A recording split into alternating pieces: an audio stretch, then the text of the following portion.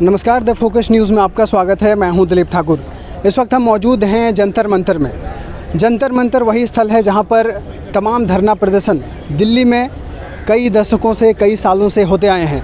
आज एक बार फिर से जंतर मंतर एक धरना का स्थल में फिर से परिवर्तित होता दिख रहा है। आपको पता होगा 8 महीनों से जो किसान के नेता हैं वो 3 नए कृषि कानूनों को लेकर विरोध प्रदर्शन कर रहे हैं। उन सब की मांग है कि जब तक 3 नए कृषि कानून वापस नहीं लिए जाते वो अपना धरना ख़त्म नहीं करेंगे। और इन्हीं मांगों को लेकर एक बार फिर से जब मॉनसून सेशन पार्लियामेंट का शुरू हुआ है उसको ध्यान में रखते हुए किसान नेताओं ने जो अपना आंदोलन है उसे फिर से तेज़ कर दिया है। यहाँ पर आप देख सकते हैं काफ़ी सारे जो सुरक्षा कर्मी हैं वो तैनात हैं। आपको दिखाना चाहेंगे कि अपने कैमरामैन से कहेंगे कि वो उधर दिखाएं किस तरह से जो दिल्ली पुलिस के जवान हैं, साथ ही पैरामिलिट्री फोर्स के जो जवान हैं वो तैनात हैं। भारी संख्या में यहाँ पर पुलिस बल की तैनाती की गई है। कुछ ही देर में यहाँ पर जो किसान के नेता हैं वो पहुँचने वाले हैं। उन तस्वीरों को भी हम आपको दिखाने की कोशिश करेंगे। चलिए एंट्री लेते हैं और आगे की तस्वीरों को हम आपको दिखाने की कोशिश करते हैं। दोस्तों, हम बैरिकेडिंग के अंदर प्रवेश कर चुके हैं। आप देख सकते हैं जो यहाँ पर किसान नेता हैं वो पहुँचना शुरू हो गए हैं। काफ़ी संख्या में आपको जो किसान नेता हैं वो यहाँ पर आपको देखने को मिल रहे होंगे। मैं अपने कैमरामैन से कहूँगा कि वो किसानों की तरफ दिखाएं।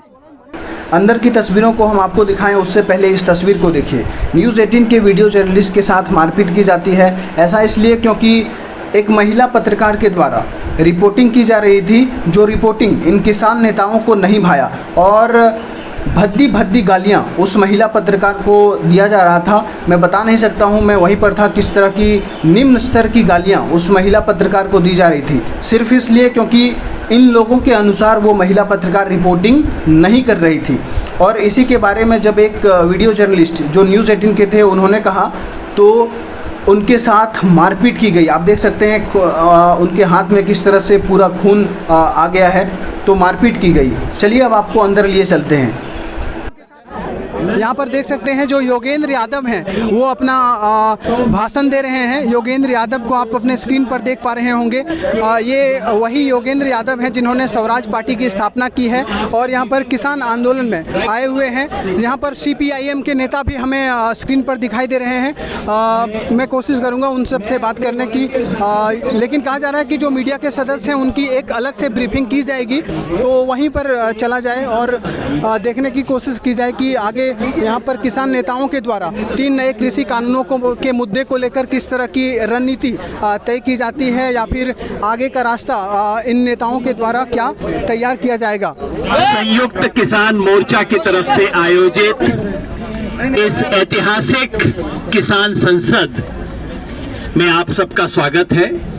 आपको जो तकलीफ हो रही है उसके लिए माफी मांगता हूं। मैं सबसे पहले हनन मौला जी से रिक्वेस्ट करूंगा कि 2 शब्द बताएं आज की इस सभा के बारे में। आज हमारा एसकेएम के आह्वान पर जो संसद मार्च है उसका आज का शुरुआत था। तो दोस्तों, ये प्रेस कॉन्फ्रेंस लगभग 1 घंटे से ज़्यादा देर तक चला। सभी नेताओं के द्वारा अपना लंबा इंट्रोडक्शन दिया गया। साथ ही 3 नए कृषि कानून किस तरह से किसानों के खिलाफ हैं वो भी बताई गई। और उसके बाद अपनी संसद या कहें तो स्वस्थापित संसद जो इन नेताओं ने बनाए हैं उसमें सभी ने अपनी बातों को रखा और दिन भर ये सिलसिला जारी रहा। सबसे पहले आपसे जानना चाहूँगा कि जिस तरह से अब तक का किसानों का प्रदर्शन रहा है और सरकार का जो रिस्पॉन्स रहा है उस पर आप क्या कहेंगे? इस आंदोलन को आप किस दिशा में बढ़ते हुए देख पा रहे हैं? देखिए, सरकार का रिस्पांस तो शुरू से नेगेटिव था और आज भी नेगेटिव है। उसी नेगेटिव रिस्पांस के चलते 200 किसानों के लिए और अब आप देखेंगे कि 40,000 पुलिस के लोग लगाए गए हैं। तो सरकार प्रशासन का रुख हमेशा से गलत रहा है। आज भी उस गलत रुख के साथ प्रशासन चल रहा है, पर किसान जो है वो पॉजिटिव मैनर्स के साथ पहले भी था और आज भी इस प्रोटेस्ट में शामिल है। सरकार कह रही है कि वो 11 दौर की बातचीत कर चुकी है, लेकिन जो किसान नेता हैं वो जिद पर अड़े हुए हैं। वो कह रहे हैं कि जब तक 3 नए कृषि कानून वापस नहीं होते तब तक वो अपना आंदोलन खत्म नहीं करेंगे। तो आप लोग अगर सरकार कानून में बदलाव करने के लिए तैयार है तो आप लोग इस पर राजी क्यों नहीं है? देखिए, कानून आपने पढ़े हों तो उसमें इन्होंने 16-17 अमेंडमेंट की बात की है। अगर 16 गलतियां 20 में से हैं तो फिर वो कानूनी गलत हो गए ना, तो आप अमेंडमेंट की कोशिश क्यों कर रहे हैं? आप उनको निरस्त करके नए कानून क्यों नहीं बना देते?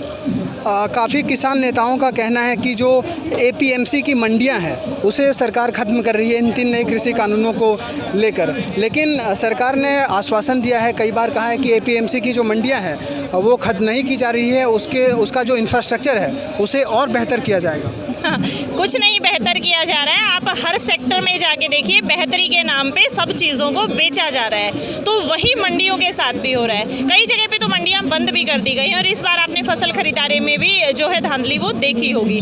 तो सरकार के कहने और करने में बहुत अंतर है। इस आंदोलन को, ये जो धरना है उसे कितना दिन तक जारी रखेंगे? देखो, ये तो बहुत लंबा धरना चलेगा, ये तो चलता ही रहेगा जब तक वो काले कानून वापस नहीं लेते, हमारी मांगे नहीं मानते। ठीक है, अगर वो ज़्यादा लंबा चलेगा तो सरकार का टाइम पूरा हो जाएगा, उसके बाद हम उनको बटन से वोट की चोट से मारेंगे। जी हाँ, तो सरकार का समय पूरा हो जाएगा और वोट की चोट से हम सरकार को मात देंगे। इनमें से अधिकांश लोगों का यही कहना था कि अगर 3 नए कृषि कानून वापस नहीं लिए जाते हैं तो 2024 तक इनका आंदोलन जारी रहेगा।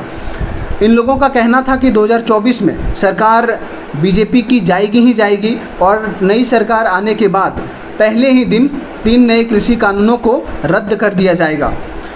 वहाँ पर भोजन की भी व्यवस्था की गई है, ये कुछ तस्वीरें आप देख सकते हैं। वहाँ पर राकेश टिकैत भी आए हुए थे। तो फिलहाल इस वीडियो में इतना ही। मुझे उम्मीद है आपको ये वीडियो ज़रूर पसंद आई होगी। अगर आपको ये वीडियो पसंद आती है तो लाइक करें और इस चैनल पर आप नए हैं तो इस चैनल को ज़रूर सब्सक्राइब कर लीजिएगा। धन्यवाद।